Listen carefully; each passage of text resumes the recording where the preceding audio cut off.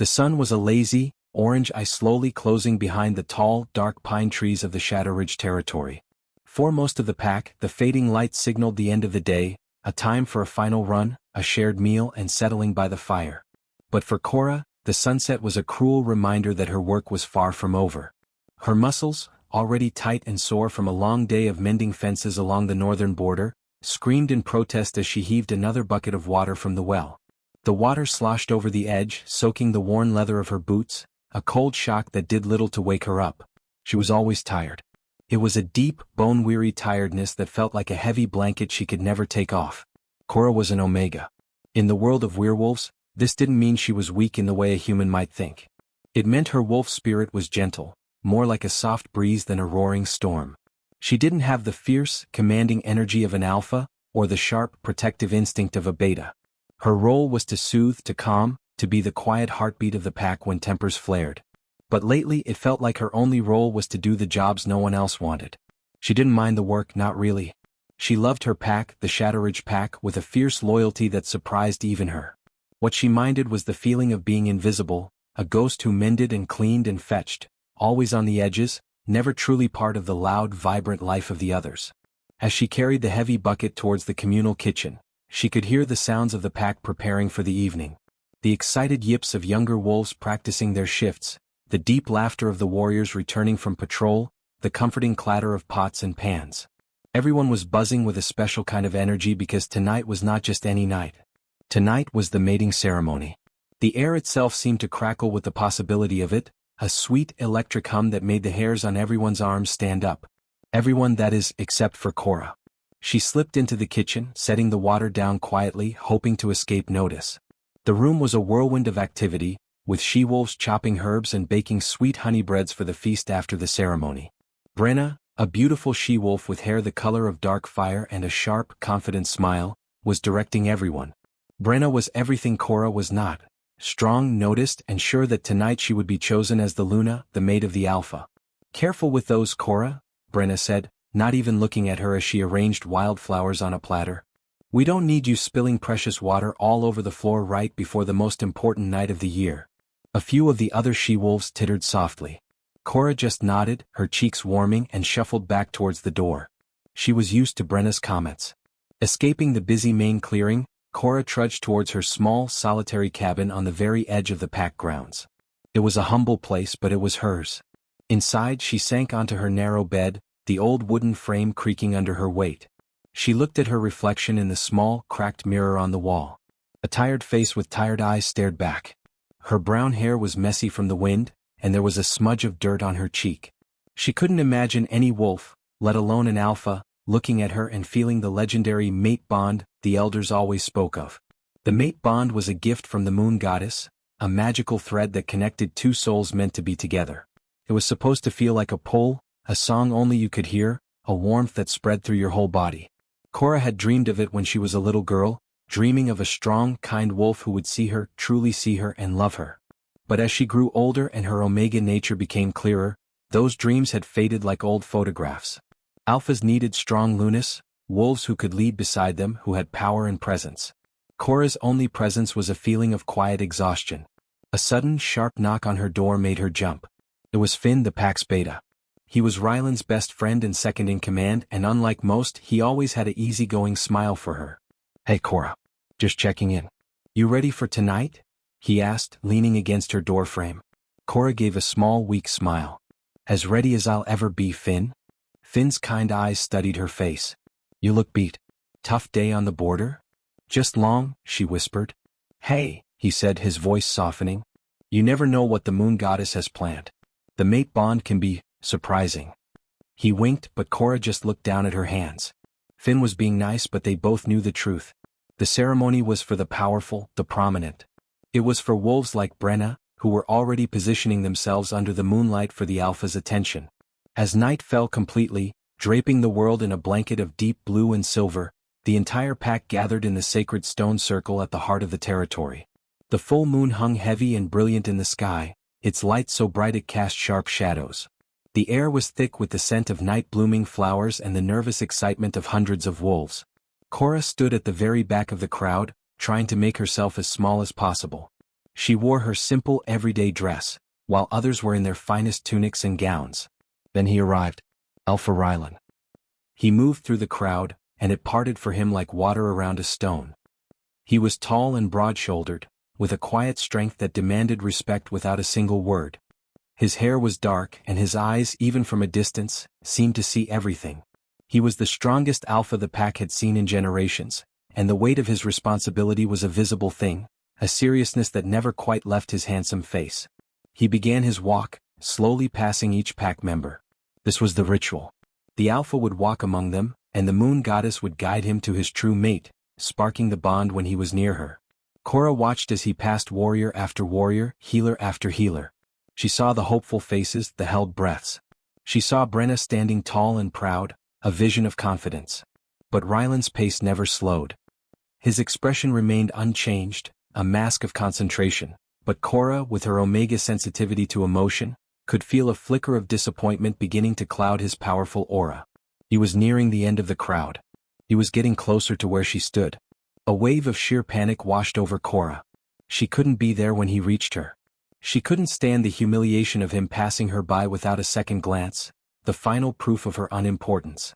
Silently, she slipped away from the very back row, retreating into the darker shadows just beyond the circle of torchlight. She found a large, smooth boulder that was still warm from the day's sun, tucked away behind an ancient oak tree. From here she could still see the ceremony, but she was hidden, safe. The murmurs of the pack became a low, worried hum. The alpha had finished his walk and had not found his mate. The ceremony was a failure. The disappointment in the air was now a tangible thing, heavy and sour. Cora felt a pang of sadness for her alpha, for her pack. She leaned her head back against the rough bark of the oak tree, the sounds of the worried pack becoming a distant buzz. The warmth from the stone seeped into her tired body. The full moon's light, filtering through the leaves, felt gentle on her closed eyelids. The emotional exhaustion of the day, the physical tiredness in her bones, it all became too much. The world faded away and Cora, the tired Omega, fell into a deep, deep sleep, completely unaware that the Alpha search was not yet over, and that his feet were now carrying him silently in her direction. A profound silence had fallen over the Shadowridge pack, a silence so heavy and complete it seemed to swallow even the usual nighttime sounds of the forest. The hopeful buzz of conversation had died away, replaced by a confused and uneasy murmur that rippled through the crowd like a cold wind. The mating ceremony, the most sacred night of the year, had reached its anticipated conclusion, and yet, it felt utterly unfinished. Alpha Rylan stood motionless at the head of the stone circle, his broad back to his people, his head tilted slightly towards the brilliant, unfeeling moon. Inside, a cold disappointment was crystallizing in his chest, sharp and hard. He had walked the entire length of the gathering, had passed before every eligible she-wolf in the pack, and he had felt nothing. No pull, no spark, no whisper of a connection from the moon goddess. It was as if he were a radio tower, and the frequency he was meant to receive was simply dead air. For years, Rylan had carried the weight of the Alpha title. He had led his pack through harsh winters and defended their borders from rivals. He had settled disputes and made difficult choices, all while wearing a mask of unwavering strength. The one thing he had allowed himself to hope for, to dream of in his most private moments, was a mate. Not just a political partner, not just a strong Luna to stand beside him, but a true partner. Someone whose presence would feel like coming home after a long battle, a quiet space in the storm of his responsibilities. He had watched Brenna, had seen her calculated beauty and her obvious ambition, and he had felt nothing. And now, having felt nothing from anyone, a deeper fear began to gnaw at him. Perhaps the moon goddess did not believe him worthy of a mate. Perhaps he was destined to lead alone, forever. He took a slow, deep breath, the cool night air filling his lungs. He had to turn around. He had to face his pack and announce that the ceremony had yielded no Luna this year. It was an admission of failure that stuck in his throat. As he began to turn, a movement at the very edge of his vision, deep in the shadows beyond the torchlight, caught his attention. It was just a flicker, the slightest shift of darkness against darkness. His wolf instincts, always on alert, zeroed in on it. It was probably just a forest animal drawn by the commotion. Yet, some inexplicable impulse, made his feet move in that direction.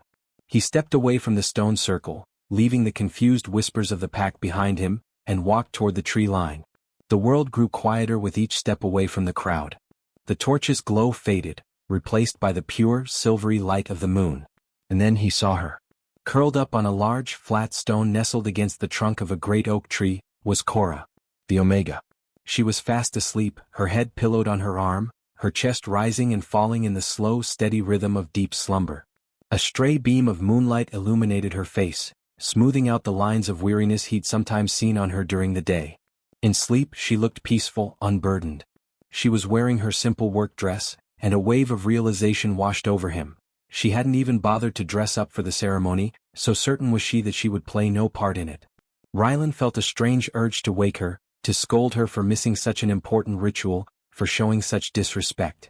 But the words died before they reached his lips. As he stood there just a few feet away, a sensation began to bloom in the center of his chest. It started as a faint warmth, like the first gentle ember of a fire being lit on a cold night.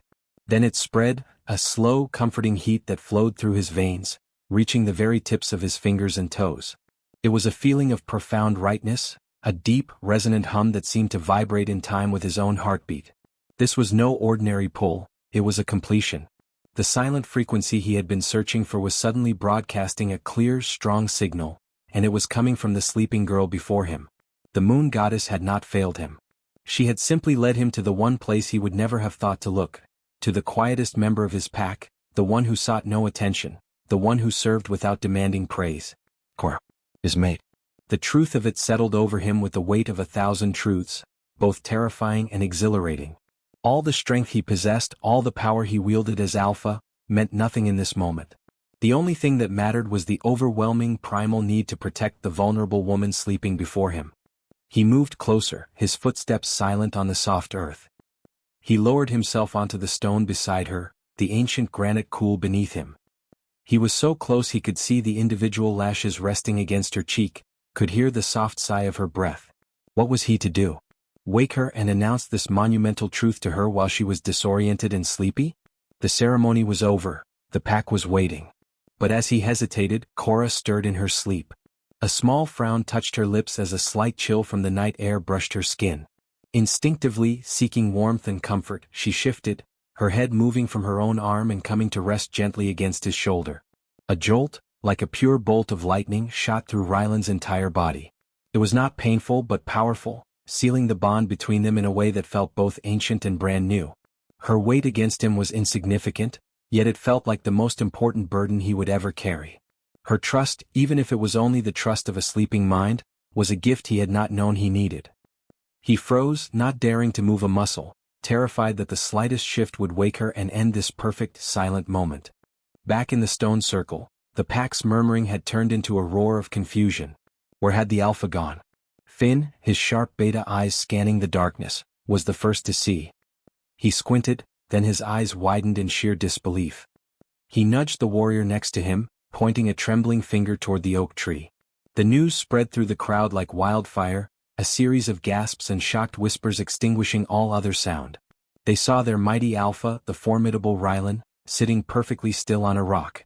And they saw Cora, the tired Omega, the one everyone overlooked, using their leader's shoulder as her pillow. Brenna's face, once a mask of beautiful confidence, was now a twisted snapshot of fury and utter humiliation. Her hands were clenched into white-knuckled fists at her sides, her body trembling with a rage so intense it was a palpable force around her. Rylan ignored them all. The pack, the ceremony, the shocked stares, it all faded into a distant blur. The entire universe had shrunk to the space occupied by him and the sleeping girl at his side. He could feel the soft strands of her hair against his neck, could smell her scent, a simple, clean fragrance of soap in the forest, and it was more intoxicating than any perfume. This was not how he had imagined finding his mate. There were no dramatic declarations, no thunderous applause from the pack. There was only this profound, quiet peace. He knew, with a certainty that went deeper than bone, that his life had irrevocably changed. The search was over. His Luna had been here all along, not vying for his attention, but sleeping peacefully in the shadows, waiting for him to find her. The first thing Cora became aware of was not a sound, but a feeling. It was a profound, all-encompassing warmth that seeped into her side, a solid, comforting heat that was far superior to the sun-warmed stone she had fallen asleep against. It was a living warmth, one that pulsed with a slow, steady rhythm. The second thing she noticed was a scent. It was not the familiar smell of pine needles and damp earth, but something entirely new and yet strangely familiar. It was the aroma of the forest after a rain, of clean air and wild, untamed things, of strength and safety all rolled into one. It was a deeply masculine scent, and it was everywhere, enveloping her completely. Her cheek was pressed against something firm yet yielding, and that rhythmic pulse was right next to her ear. A heartbeat. Not her own. Confusion, thick and syrupy with sleep, clouded her mind. She was supposed to be alone. She had hidden herself away. Slowly, reluctantly, she pried her eyes open. Her field of vision was filled with dark, finely woven fabric. She blinked, her eyelashes brushing against the material. She tilted her head back just a fraction, and her gaze traveled upward, over the strong column of a throat, a sharp jawline, and finally, met a pair of deep, dark eyes that were already looking down at her. They were Alpha Rylan's eyes. A scream caught in Cora's throat, turning into a choked gasp of pure, undiluted terror. She scrambled backward so violently that she lost her balance, tumbling off the smooth surface of the boulder and landing in a clumsy heap on the cool, leafy ground. The peaceful warmth was instantly replaced by a cold dread that froze her from the inside out. She had fallen asleep on the Alpha. She had used the most powerful wolf in the territory as a pillow. It was an offense so great, so unimaginably disrespectful, that banishment from the pack seemed like a lenient punishment. Her heart hammered against her ribs like a trapped bird, and she couldn't find her voice, couldn't form a single word of apology. She could only stare up at him from the ground, her eyes wide with fear, waiting for the thunderous roar of his anger. But the roar never came. Instead, Alpha Rylan simply stood up from the rock. He moved with a quiet, controlled grace that was more intimidating than any sudden movement could have been. He looked down at her, and his expression was unreadable, a calm mask that gave nothing away. Then he did something that shocked her even more than his presence had. He extended a hand down to her. It was a large, strong hand capable of great violence, yet offered now in a gesture of help. Cora stared at it as if it were a snake, her own hands trembling at her sides. "Cora," he said, and her name on his lips sounded like a foreign, sacred word. His voice was low, not a shout to the pack, but a quiet utterance meant only for her.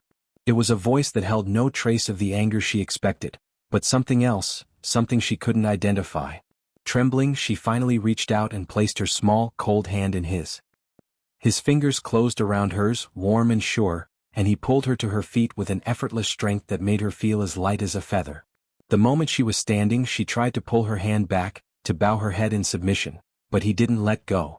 His grip was firm but not painful, simply possessive. He turned, still holding her hand, and faced the entire pack. Hundreds of eyes were locked on them. The silence was absolute, heavier and more oppressive than before. Cora felt the weight of their stares like physical blows. She saw the shock, the disbelief, and on Brenna's face, a look of such venomous hatred that Cora instinctively tried to take another step backward, but Rylan's hold on her hand anchored her in place. Then he spoke. His voice, now amplified to carry across the clearing, was clear and resonant, leaving no room for doubt or question. "The moon goddess has spoken." He paused, letting the words hang in the air. He lifted their joined hands, a simple, powerful gesture. "My search is over. Cora is my true mate. She is your Luna." For a single, heart-stopping second, there was no reaction. The announcement was so absurd, so contrary to every expectation, that the pack's collective mind could not process it. Then the clearing erupted. It wasn't a cheer but a cacophony of gasps, exclamations, and angry mutters. The word Omega was hissed from more than one direction. Cora felt the world tilt on its axis. Luna? It was impossible. It had to be a cruel joke, a dream from which she would imminently wake up. She looked up at Rylan's profile, searching for any sign of mockery, but found only unwavering certainty. The warmth from his hand seemed to be spreading up her arm, a confusing counterpoint to the cold panic seizing the rest of her body. The world became a blur after that. Finn was the first to step forward, a wide, genuine grin splitting his face as he bowed his head to her. "My Luna," he said, and the respect in his voice was real. This, more than anything, made the situation feel terrifyingly actual. Rylan began to lead her away from the stone circle, his hand still firmly wrapped around hers.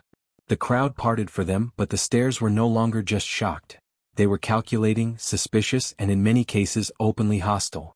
She was taken not to her small, familiar cabin on the edge of the woods, but to the Alpha's house. It was a large, sturdy log structure that stood at the highest point of the territory, overlooking everything. Inside it was spacious and clean with comfortable furniture and a large fireplace. It felt alien and imposing. A kind older she-wolf, introduced as Mara, was summoned to help her. "We'll get you settled, Luna," Mara said gently, guiding Cora to a bedroom that was larger than her entire cabin. The bed looked impossibly soft and vast. Rylan left her there with Mara, telling her he had to address the pack's immediate concerns. The moment he was gone, the fragile composure Cora had been clinging to shattered. She sank onto the edge of the giant bed, her whole body shaking. "This is a mistake," she whispered to Mara, her voice breaking. "There's been a mistake. I'm an Omega. I can't be Luna." Mara just patted her shoulder. "The moon goddess does not make mistakes, child. The Alpha's bond does not lie." Later, when Rylan returned, the atmosphere in the house was thick with awkwardness. He tried to talk to her, asking her simple questions about her day, about her life. His attempts were stiff, the questions of a leader trying to assess a new member of his team, not of a man getting to know his mate. Cora's answers were monosyllabic whispers, her eyes fixed on the floor. She was painfully aware of his size, his power, his sheer presence that seemed to fill the entire room. The intense, focused attention he was giving her was overwhelming. She had spent her life being overlooked. Being seen by him felt like being placed under a blazing spotlight. Meanwhile, outside the walls of the Alpha's house, the pack was buzzing with a different energy. Brenna, humiliated and furious, was not idle. She moved through the pack, her voice a poisonous whisper. "It is not natural," she would say to anyone who would listen. "An Omega? The weakest of us all?" She could never have called an Alpha like Rylan on her own. She must have used something, a spell, a potion. She tricked the bond. She tricked our Alpha. The rumors spread like a sickness, finding fertile ground in the pack's shock and disappointment. The quiet Omega was now the center of a storm, living in a beautiful house that felt like a gilded cage, mated to a man who felt more like a stranger than a destiny, and surrounded by a pack that was quickly being taught to see her not as their Luna, but as a cunning impostor. The following days in the Shadowridge pack were a steady, intense, unspoken conflict. The initial shock of Alpha Rylan's announcement had hardened into a deep, pervasive unease that hung over the territory like a stubborn fog. Life went on, hunts were organized, patrols were sent out, meals were shared, but the normal, easy rhythm of pack life was gone, replaced by a watchful, waiting silence. The heart of this unease was the Alpha's house, where Cora felt like a ghost haunting her own new life. She moved through the spacious rooms with quiet steps, always conscious of the space she occupied, as if she were a guest who had overstayed her welcome. The grandeur of the house, meant to be a symbol of her new status, only made her feel smaller and more out of place. Her old cabin, for all its simplicity, had been hers. This was Rylan's domain and she was an intruder. Rylan, for his part, was trying. He was a wolf of action, a leader used to solving problems with clear, decisive commands. But the problem of his shy, terrified mate was one he had no experience with. He brought her gifts, a soft wolf pelt blanket, a delicate necklace of polished river stones. He tried to engage her in conversations about pack history or border strategies, topics he knew and understood. But every attempt felt like trying to fit a square peg into a round hole. Cora would accept the gifts with a quiet, flustered thank you, her fingers barely brushing his, and her answers to his questions were timid and hesitant. She could not meet his eyes for more than a second. The mate bond that hummed so strongly in his own chest seemed to be a source of pure panic for her. He could feel her fear like a constant, cold draft through their fledgling connection, and it frustrated him. He was the Alpha. His very presence was meant to instill safety, not terror. He didn't understand that it was the intensity of his attention, the sheer force of his will focused solely on her, that was so overwhelming to her gentle Omega spirit. The tension finally broke on the third day, during the morning gathering in the main clearing. Rylan was addressing the pack about a recent scent from a rival pack detected on the eastern border. Cora stood slightly behind him as had become their awkward custom, trying to make herself invisible. Brenna stepped forward from the crowd, not to address the border issue, but to stand directly before Cora. Her posture was rigid, her eyes blazing with a hatred that was no longer hidden. "Alpha Rylan," Brenna said, her voice cutting through the morning air like a shard of ice. "I issue a formal challenge for the position of Luna." A collective gasp rippled through the pack. Formal challenges were rare, and for the position of Luna, they were almost unheard of. They were brutal, physical fights, often to the point of severe injury. Rylan's face darkened instantly, a storm gathering in his eyes. "The position is not vacant," he growled, his voice low and dangerous. The challenge is denied. The moon goddess has chosen. The moon goddess chooses the strongest. Brenna shot back, her gaze never leaving Cora's pale face. A true Luna must be able to defend her place, to lead with strength, not just hide behind her mate. Let her prove she is worthy. Or is she so weak that her alpha must fight all her battles for her? The taunt was clever, designed to trap Rylan. If he fought for Cora, it would prove her weakness. If he didn't, Brenna would get her fight. Cora felt the blood drain from her face. Her heart hammered so violently she thought it might leap from her chest. She was an Omega. In a physical fight, Brenna would tear her apart in seconds. This was it. This was the moment her impossible dream would end in public, bloody humiliation. The fear was a cold, sharp knife in her gut. She wanted to run, to disappear into the earth. Rylan took a deep breath, ready to banish Brenna on the spot for her insolence. But before he could speak, he felt a subtle shift next to him. He looked down at Cora. She was still trembling, her fists clenched at her sides, but she wasn't looking at the ground anymore. Her gaze was fixed on Brenna, and in her eyes, alongside the terror, was a flicker of something else. Something stubborn. Something brave. Rylan's approach changed in an instant. He saw not a weak Omega to be defended, but a potential Luna who needed to find her own strength. He turned to Cora, his voice dropping so only she could hear, the tone different now, softer, filled with a belief that felt like a lifeline. A true Luna's strength isn't just in her claws, Cora, he murmured. It is in her heart. It is in her courage to stand when every instinct tells her to flee. You're my mate. My equal. Show them. Show them you are not afraid. His words did not take away her fear, but they gave her a choice. She could let the fear win, confirming everything Brenna and the Whispering Pack believed about her. Or she could stand. Inspired by the unwavering faith in his eyes, a faith she still could not comprehend but desperately wanted to be worthy of, Cora took a small, shaky step forward. Then another. She moved until she was standing beside Rylan, not behind him, facing Brenna directly. Her voice, when it came, was quiet at first, but it carried in the dead silence. I will not fight you, Brenna. A murmur of disappointment and scorn ran through the crowd. Brenna smirked. But Cora continued, her voice growing stronger with each word, fueled by a righteous anger she didn't know she possessed. You think strength is only about teeth and claws. You think a Luna leads by being the most feared. You are wrong. She looked from Brenna to the faces of the pack, her heart pounding not just with fear but with conviction. A real Luna's strength is in her compassion. It is in her ability to unite the pack, to heal its wounds, not create new ones. A Luna leads with her heart. And I would rather have a strong heart than sharp claws any day. The clearing was utterly silent. It was not the speech of a warrior, but it was the speech of a true leader. It was a truth that many in the pack felt but had never heard spoken aloud. Rylan looked at her, really looked at her, and saw the woman the moon goddess had chosen for him. He saw the strength that had been hidden beneath the weariness and the fear, a strength of spirit that was far more powerful than any muscle. A wave of pride and love so fierce it stole his breath washed over him. Without a second thought, driven by a need more primal than any ritual, he closed the distance between them. He cupped her face in his hands, his touch gentle but possessive.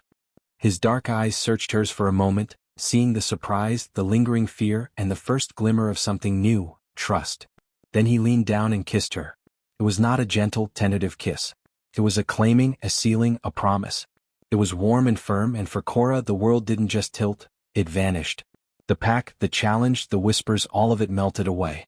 There was only the feel of his lips on hers, the solid strength of his hands on her face, and the bond that suddenly flared to life within her, not as a terrifying foreign presence, but as a brilliant, golden thread connecting her soul to his. It was a feeling of coming home, of rightness, of a missing piece finally clicking into place. It was magic. It was fireworks. It was destiny. When he finally pulled away, both of them were breathless. The silence of the clearing was now one of awe. The challenge was over, not with a snarl, but with a kiss that had spoken louder than any victory howl. Brenna stood frozen, her defeat absolute and public. She hadn't been beaten in a fight. She had been rendered irrelevant by a love that was suddenly, undeniably real. Rylan kept his arm around Cora, holding her close against his side as he turned to face his pack. And for the first time, Cora didn't try to pull away. She leaned into his strength, her own heart beating strong and sure, finally beginning to believe that maybe, just maybe, she belonged right here after all. The kiss that had silenced the entire pack did not end when Alpha Rylan pulled his lips from Cora's. It seemed to linger in the air around them, A visible, tangible shift in the very atmosphere of the Shadow Ridge territory. The electric charge of that moment settled into a deep, resonant hum of acceptance. Where there had been suspicion in the eyes of the pack members, there was now a dawning sense of curiosity. Where there had been scorn, there was contemplation.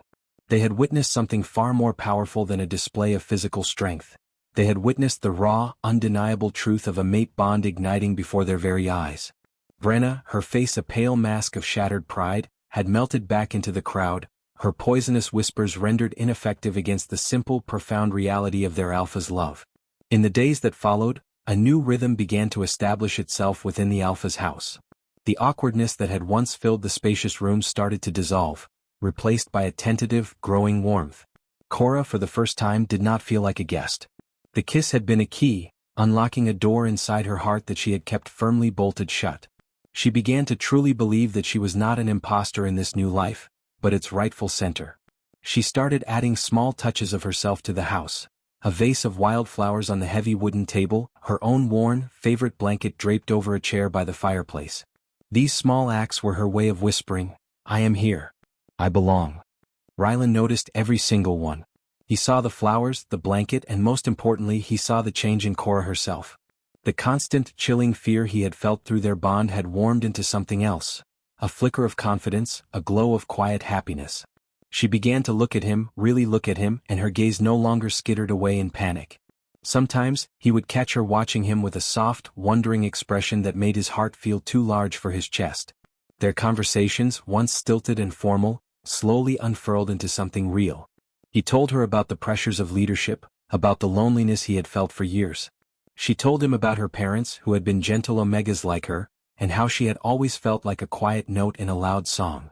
They were, piece by piece, sharing the maps of their lives. But a shadow remained. Brenna's humiliation had festered in the dark, turning from anger into a cold, calculating rage. She could not accept that her destiny had been stolen by the weakest wolf in the pack. She watched the new couple from a distance, her jealousy a sickness. She decided that if the pack would not see Cora as a fraud, she would simply make the problem disappear. Late one evening, as a thin mist crept through the trees, she lay in wait near the secluded hot springs where Cora had begun to go to relax. As Cora walked along the path, lost in thought about her day, Brenna emerged from the shadows, her wolf form half-shifted, claws extended and eyes glowing with malice. "This ends now, Omega," Brenna snarled, lunging forward. Cora froze, a jolt of pure fear seizing her. This was the physical confrontation she had dreaded. But as Brenna charged, something remarkable happened. Cora's Omega spirit, the very thing Brenna mocked as weakness, did not respond with aggression.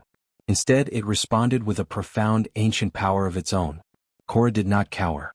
She stood her ground, and a wave of calming energy radiated from her. It was an aura of pure peace, of submission so absolute it became a command. It was the power to soothe the savage beast not by fighting it but by stilling its rage. Brenna skidded to a halt just feet away, a confused whimper escaping her throat. The fight drained out of her as Cora's power washed over her. Her claws retracted. Her own wolf, against its will, bowed its head in a gesture of deep, instinctual respect for a spirit that was its natural counterbalance. And Omega's strength was not in dominating others, but in commanding their respect through an unshakable gentleness.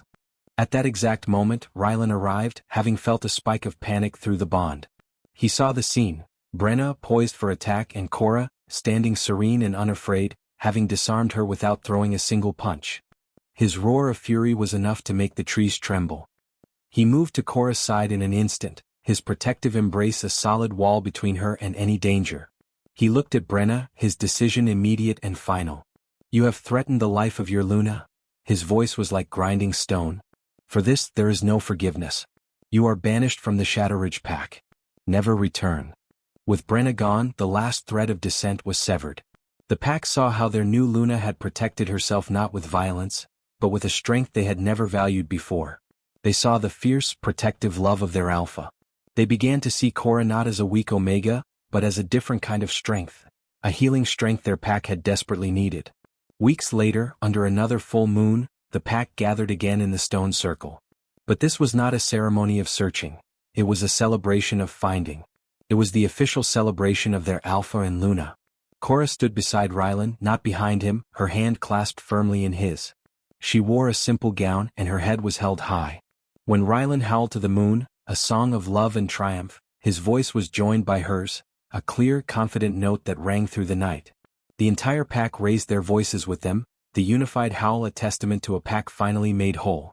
Later, alone in their home, Rylan held Cora close by the fire. "You know," he said, his voice a soft rumble against her hair, "I spent so long looking for a certain kind of strength. I was looking for a warrior. But the moon goddess, in her wisdom, knew I needed something else. I needed a safe harbor. I needed you. Your sleep during the ceremony was the truest thing you could have done. It showed me you saw me as a place of safety, not just as a title." Cora smiled, nestling closer. She finally understood. Their love story had not begun with a dramatic meeting of eyes, but with a moment of complete trust. She had found her home on his shoulder, and he had found his peace in her heart. The tired Omega and the lonely Alpha were gone, replaced by a Luna and her Alpha, two halves of a single unbreakable whole, destined to lead their pack into a new era of unity and love. We hope you loved following the journey of Cora and Rylan in the Luna who slept through her destiny. If you enjoyed this story of unexpected love and quiet strength, make sure to subscribe for more romantic tales. Let us know in the comments which pack member you'd like to see a story about next. Your support helps us continue to create these stories for you. Thank you for reading.